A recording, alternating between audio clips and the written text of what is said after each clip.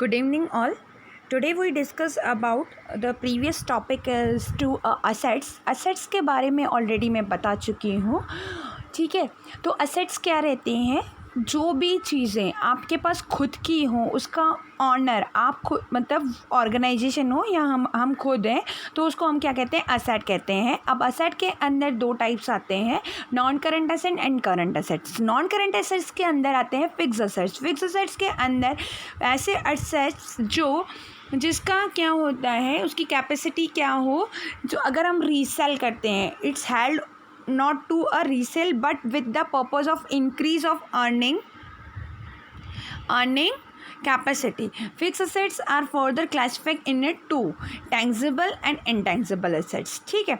अब tangible और intangible assets का हम क्या कहते हैं? उसको जो टेंजिबल एसेट्स क्या होते हैं, जिसको हम फिजिकली टच, जिसका फिजिकल एग्जिस्टेंस हो, ठीक है, वी कैन टच और सीन, देख सकें। उसका एग्जांपल्स अगर हम लें तो land, building, machinery, computer, furniture रहता है। फिर इंटेंजिबल एसेट्स का मतलब ये रहता है जिसको हम देख नहीं सकते, जिसको हम टच नहीं कर सकते हैं, वो है patents, goodwill, trademark, computer, software, etcetera etcetera. अब करंट एसेट, जो करंट एसेट जो वो हेल्ड होती है जो 1 साल के अंदर हो, that means it to be a cash with in a short period, छोटे से पीरियड के लिए, यानी 1 ईयर के लिए। For example, goods are purchase with the purpose of a resale and earn profit, that means inventory, debtors then convert into a cash. जो debtors रहते हैं वो कैश के अंदर कन्वर्ट हो जाएंगे। दैट मीन्स जो भी एसेट 1 पीरियड के अंदर किस में कन्वर्ट हो जाए, हमारे कैश के अंदर कन्वर्ट हो जाए, ठीक है ना, तो वो क्या कहलाती हैं?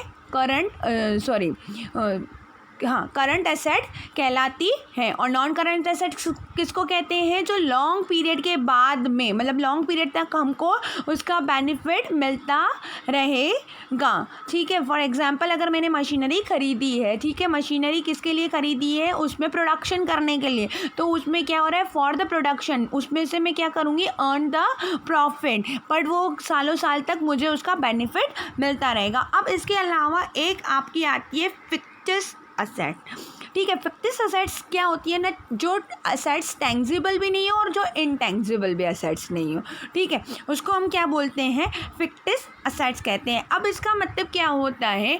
ऐसे असेट्स या फिर ऐसे एक्सपेंडिचर, ऐसे खर्चे जिनका बेनिफिट मुझे सालों साल तक मिलता रहेगा, ठीक है, उसका मैं रिटर्न ऑफ का मतलब क्या होता है? ऐसे खर्चे मैं उस साल में रिटर्न ऑफ मतलब माइनस नहीं कर रही हूँ, लिख नहीं रही हूँ, ठीक है।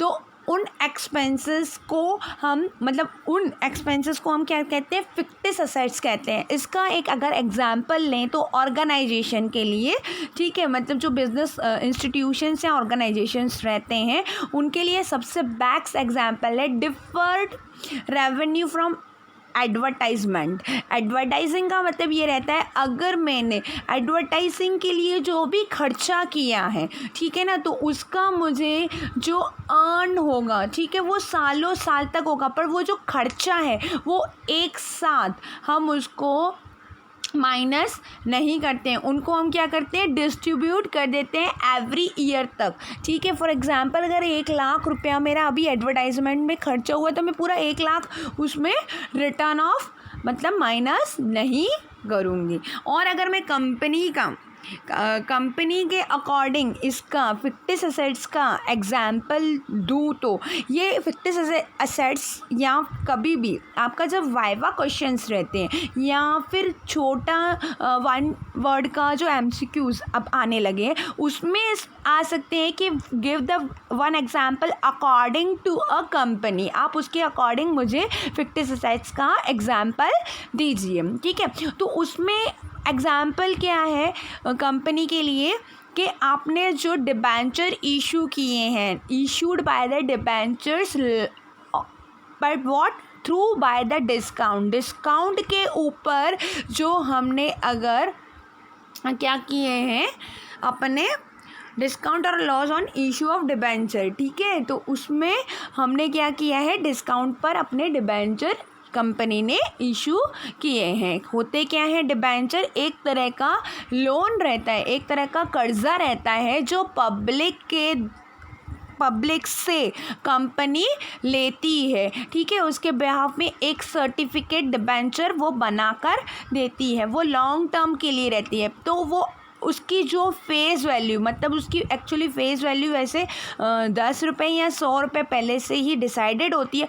उससे कम प्राइस में अगर कंपनी इशूड करती है, ठीक है ना, तो वो क्या होता है, डिस्काउंट पर इशू किया है। उसके अलावा अगर डिबेंचर रीपेमेंट होता है विथ अ प्रीमियम के साथ, तो हमें क्या होता है, लॉस होता है। तो ऐसे जो खर्चे रहते हैं वो विद इन दिस पीरियड यानी 1 ईयर में हम लॉस नहीं करते। ऐसे जो रहते हैं खर्चों को हम क्या कहते हैं, फिक्स्ड असेट्स कहते हैं, ठीक है। अब हम न्यू पॉइंट देखेंगे, रिसिप्ट्स। रिसिप्ट्स का मतलब क्या रहता है? Receipt is the amount is received और receivable for a selling assets, goods और एंड सर्विस। रिसिप्ट का मतलब कोई भी ऐसी जो मतलब जैसे कैश या फिर बैंक या चेक, जो भी हमको रिसिप्ट होता है। Receipts are further categorise into a 2 receipts, revenue receipts and the capital receipts, ठीक है।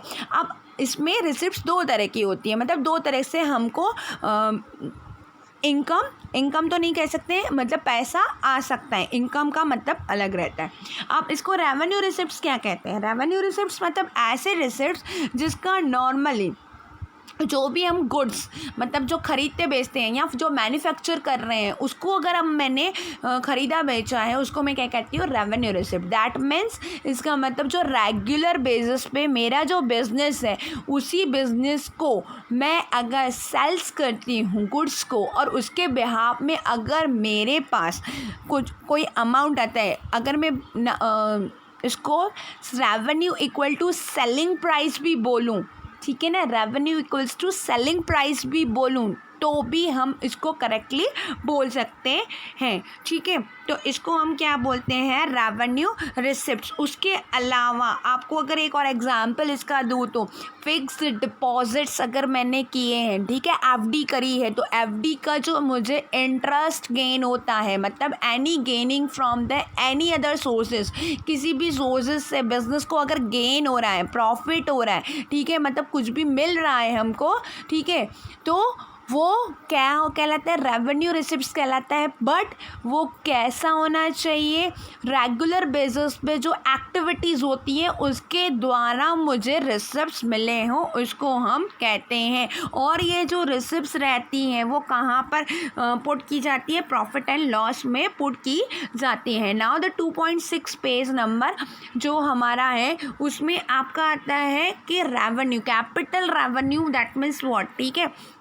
कैपिटल रेवेन्यू का मतलब ये रहता है, इसके अंदर जो अमाउंट मुझे कैसे ट्रांजेक्शन्स करने से हो, रेवेन्यू नेचर के नहीं हो, मतलब कैसे, कौन से वाले, इसका जो balance sheet of the entity, ठीक है, they are shown in a balance sheet. इसका अमाउंट हम कहाँ पर लिखते हैं, बैलेंस शीट में लिखते हैं। फॉर एग्जांपल्स क्या है, अगर मैंने अमाउंट रिसीव्ड और receivable for a sale of machinery, अगर मैंने मशीनरी मतलब अपने असेट्स, जो फिक्स असेट्स है ना, जो मैं क्या बोल रही हूँ, फिक्स असेट्स सेल आउट किए हैं और उसमें से कोई पैसा मुझे मिला है, ठीक है, या इन्वेस्टमेंट की है और इन्वेस्टमेंट को मतलब वापस से मुझे इन्वेस्टमेंट का पैसा मैं रिटर्न ले रही हूँ, तो वो क्या कहलाते हैं, कैपिटल रिसिप्ट्स कहलाते हैं। अब आ जाते हैं एक्सपेंडिचर। एक्सपेंडिचर दैट मीन्स ऐसा अमाउंट जो कोई भी लाइबिलिटी अकर्ड होती है या फिर मैं कोई खर्चा करती हूँ, सिंपल लैंग्वेज में बोलूँ तो कोई भी मैं खर्चा कर रही हूँ या मेरे ऊपर कोई कर्जा है, ठीक है ना, उसको अगर मैं चुकाती हूँ, ठीक है ना, उसको मैं क्या कर रही हूँ, पेमेंट कर रही हूँ, तो उसको हम क्या कहते हैं, एक्सपेंडिचर कहते हैं। अब एक्सपेंडिचर में भी 2 तरह के एक्सपेंडिचर रहते हैं, capital expenditure and the revenue expenditure, and the third one is a deferred revenue expenditure, ठीक है। डिफर्ड रेवेन्यू एक्सपेंडिचर ऑलरेडी मैं आपको बता चुकी हूँ, जिसका नेचर यानी जो रिटर्न ऑफ हो वो मोर देन 1 अकाउंटिंग पीरियड के अकॉर्डिंग हो।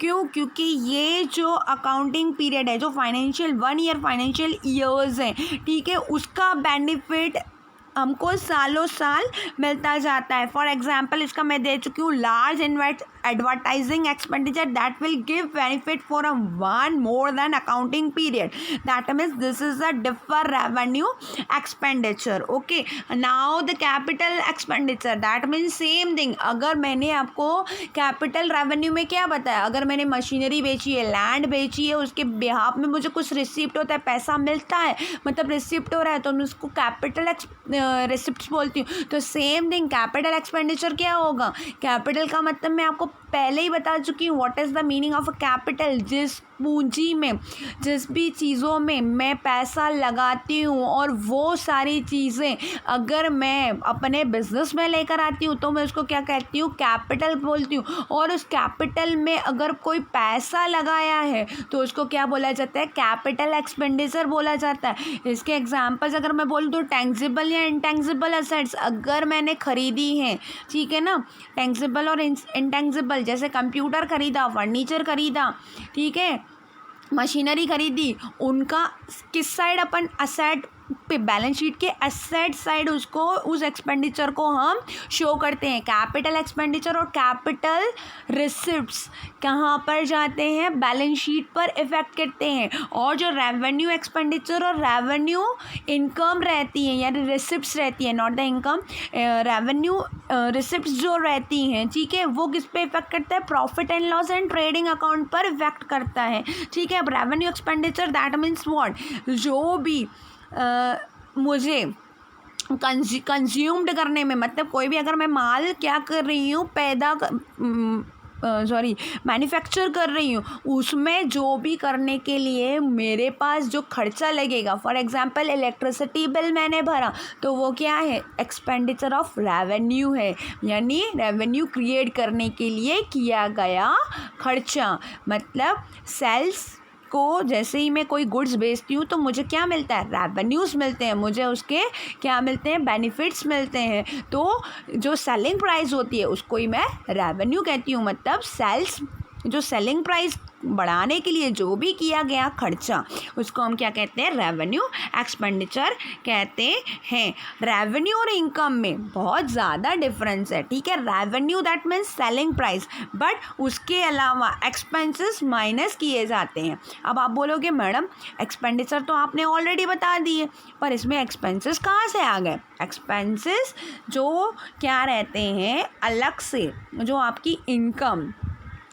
मतलब क्या हुआ, जैसे रेंट, कमीशंस, ठीक है, उसमें से हमने एक एग्जाम्पल ऑफ रेवेन्यू, और एग्जाम्पल ऑफ रेवेन्यू क्या है, सेल ऑफ गुड्स। मैंने क्या बोला, जो मैं गुड्स बेचती हूँ उसमें से जो प्राइस मिलती है, मतलब सेलिंग प्राइस इक्वल्स टू क्या बनती है, आपकी रेवेन्यू बनती है। या फिर रेंट और कमीशन अगर हमको रिसीव्स रहते हैं तो ये सारे क्या हैं, रेवेन्यूज़ हैं। बट उस इनकम में से एक्सपेंसेस आपको क्या करने हैं, माइनस करने हैं। जो भी मैंने आपको रेवेन्यू क्या बताया, रेवेन्यू एक्सपेंडिचर बताएं, वो एक्सपेंसेस अगर हम माइनस करते हैं तो हमको क्या मिलती है, इनकम, नेट इनकम मिल जाती है। Now the what is the meaning of expenses. Expenses is the cost. अब एक्सपेंडिचर और एक्सपेंसेस में थोड़ा सा ही डिफरेंस रहता है, ज़्यादा डिफरेंस नहीं रहता है, इसलिए थोड़ा बहुत कम कभी कभी बच्चों को ये कंफ्यूज करता है। Expenses is the cost occurred for generating revenue, जो खर्चा कॉस्ट को, मतलब रेवेन्यू जनरेट करने के लिए किया गया खर्चा। According to it is a value of expired during the accounting period. Accounting period के अंदर ही किया गया खर्चा। Cash payment such as salary, wages, rent, writing off a part of fix assets यानी डेप्रिसिएशन, ठीक है। अब इसके बाद आपका आता है इसमें revenue and amount return of current assets, bad debts, decline in a value of assets, say investments, cost of goods sold, वो भी क्या है आपकी, ये सारे एक्सपेंसेस कहलाते हैं। And expenses is charge debited to a trading account और a profit and loss account. वो ट्रेडिंग अकाउंट के डीआर साइड या फिर प्रॉफिट एंड लॉस अकाउंट के डीआर साइड आते हैं, यानी डेबिट साइड आते हैं। अब इसके अंदर एक्सपेंसेस के अंदर बहुत सारे एक्सपेंसेस अलग अलग रहते हैं। Prepaid expenses. ठीक है, अब ये जो प्रीपेड एक्सपेंसेस, प्रीपेड का मतलब क्या होता है कि पहले से ही चुकाया हुआ, प्रीपेड पहले से ही चुकाया हुआ। ठीक है, उसको हम क्या बोलते हैं, that means paid in advance में अगर पैसा चुकाया गया है तो उसको हम क्या कहते हैं, प्रीपेड एक्सपेंसेस कहते हैं। फॉर एग्जाम्पल इसका अगर मैं बोलूँ तो अगर जो हम इंश्योरेंस प्रीमियम भरते हैं, ठीक है, इंश्योरेंस का मतलब क्या होता है, पॉलिसी इंश्योरेंस।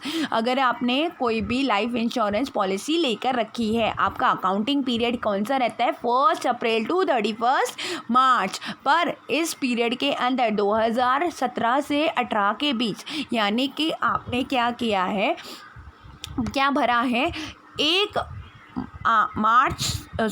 अप्रैल से 30 जून तक आपने ये पैसा भर दिया है, प्रीमियम भर दिया है। दैट मीन्स 15 महीनों का आपने प्रीमियम भर दिया। भरना कितने महीनों का था, 12 मंथ का भरना था। ठीक है, पर आपने कितने महीनों का भर दिया है, 15 मंथ का, मतलब 3 मंथ का पहले से ही आपने प्रीपेड पहले से ही एक्सपेंसेस को पेमेंट कर दिया है। तो ये आपकी एक तरह से क्या होती है, करंट एसेट्स रहती है, मतलब आपको इसका benefit within next period मिल जाएगा। ठीक है, तो इसको हम कहाँ लिखते हैं, करंट एसेट में। ऐसे ही आउटस्टैंडिंग एक्सपेंसेस होते हैं। आउटस्टैंडिंग एक्सपेंसेस का मतलब वो रहता है ऐसी लाइबिलिटी, ऐसे एक्सपेंसेस जो इसी साल चुकाने थे। ठीक है ना, इसी साल मुझे चुकाने थे पर मैं इस साल चुका नहीं पाई हूँ, अभी भी नेक्स्ट ईयर मेरे पास खड़े रहेंगे या मुझे चुकाने पड़ेंगे। चुकाने तो हैं जो भी एक्सपेंसेस है। फॉर एग्जांपल सैलरी, कोई भी एम्प्लॉई है उसको मुझे क्या 12 मंथ की सैलरी देनी होती है, बट अभी मैंने उसको कितने मंथ की सैलरी दी है, सिर्फ 11 मंथ की सैलरी दी है, तो 1 मंथ की सैलरी तो उस व्यक्ति को मुझे देनी पड़ेगी, तो वो मेरे लिए क्या हो जाएगी, आउटस्टैंडिंग सैलरी हो जाएगी। तो ये जो आउटस्टैंडिंग सैलरीज हैं, ठीक है, वो कहाँ पर चली जाती हैं, आपकी ये लायबिलिटीज़ के अंदर चली जाती हैं। Now the income is the profit earn during the an accounting period. In the other words the difference between the revenue and expenses, जो रेवेन्यू और एक्सपेंसेस के बीच का जो डिफरेंस है उसको हम क्या कहते हैं, income.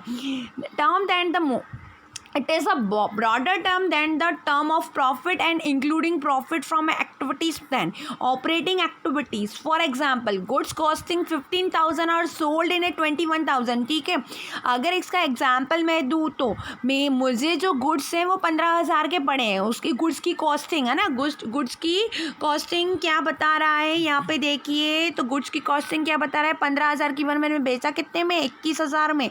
The cost of goods sold कितने का है, मतलब 15,000 का है। Expenses, the sale of goods its 21,000 is revenue and the different is 6,000. 6,000 is the income. It can therefore expressed as a income equals to expenses. ठीक है, अब इसमें अगर मैं और देखूँ तो प्रॉफिट, अब इनकम आपने समझी, अब प्रॉफिट समझिए। प्रॉफिट के अंदर भी अलग अलग प्रॉफिट्स रहते हैं। ठीक है, जो भी हम ऑपरेटिंग एक्टिविटीज़ करते हैं, ऑपरेटिंग एक्टिविटीज़ यानी डे बाय डे, यानी जो भी हम मैन्युफैक्चरिंग करते हैं या फिर वापस से रीसेल करते हैं, ठीक है, ऐसी एक्टिविटीज़ से जो भी हमको क्या मिलता है, प्रॉफिट अर्नड होता है। ठीक है, उसको प्रॉफिट अगर अर्नड होता है, for example profit from the sale of goods और the rendering of a service, अगर मैंने सर्विस प्रोवाइड की है और उससे मुझे कोई प्रॉफिट हुआ है तो उसको हम क्या कहते हैं, प्रॉफिट कहते हैं। अब प्रॉफिट 2 तरह के प्रॉफिट होते हैं, एक ग्रॉस प्रॉफिट और एक होता है नेट प्रॉफिट। अब ग्रॉस प्रॉफिट यानी कि जो भी सेल्स से, ठीक है, उसमें से डायरेक्ट कॉस्ट माइनस की जाती है, मतलब डायरेक्ट एक्सपेंसेस माइनस जो किए जाते हैं उसमें से हमको ग्रॉस प्रॉफिट मिलता है। और जो ग्रॉस प्रॉफिट में से अगर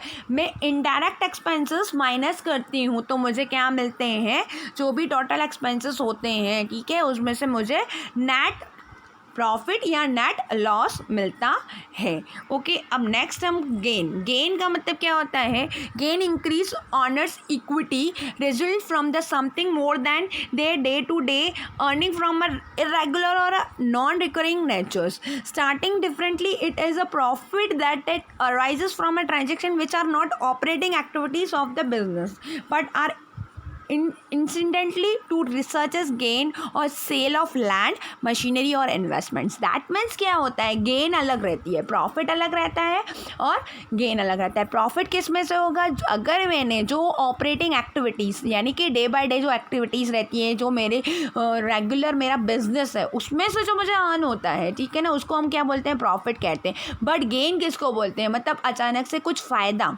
ठीक है ना। अब इसमें क्या आएगा, जो कैपिटल मैंने कुछ भी अगर बेची है, ठीक है, capital that means sorry assets है ना, जो असेट्स मैंने बेची है, फॉर एग्जांपल मशीनरी बेची, पर मशीनरी की जो बुक वैल्यू है अभी 10,000 शो कर रहा है और उसको मैंने 12,000 में बेच दिया, तो मुझे क्या हुआ, 10,000 की मेरी अभी मशीनरी थी, या मैं बोलूँ तो मैं एक्टिवा अगर चलाती रहती हूँ, ठीक है ना, मैंने एक्टिवा कितने में ख़रीदी उससे कोई मतलब नहीं है, बट उसका अगर अभी मैं मार्केट वैल्यू मतलब उसका डेप्रिसिएशन जो उसका मैंने जितनी चलाई है, जितना यूज़ करा है, 5 साल तो उसका यूज़ करा, ठीक है, तो उसका हम क्या करते हैं, उसकी घिसाई हम काउंट करते हैं ना कि इतने साल तो मैंने चला लिए, तो इतना तो मेरा मतलब ये इतना निकल आया है, ठीक है ना। अगर 1 लाख में ख़रीदी और मान लीजिए कि 80,000 मैंने 80,000 का यूज़ कर लिया है, तो मेरी अब उस एक्टिवा की वैल्यू कितनी है, 20,000 की है, बट उसको मैंने कितने में, 30,000 में बेचा है, उसकी वैल्यू अभी कितनी शो कर रहा था, 20,000 की शो कर रहा था जो मैंने कैलकुलेशन किया था। अब मैंने उसको 30,000 में बेचा है, तो वो कितने की आ गई, 10,000 मेरा क्या हो गया, इसका बेनिफिट हुआ, तो उसको हम कहते हैं gain. Loss same thing is same thing. अगर मैंने उसको क्या किया है, उस एक्टिवा को ही कितने में बेचा, 20,000 की थी, 15,000 में बेचा, तो मुझे क्या हुआ, 5,000 का लॉस हुआ है, उसको हम कहते हैं लॉस, ठीक है। नेक्स्ट वीडियो में हम और आगे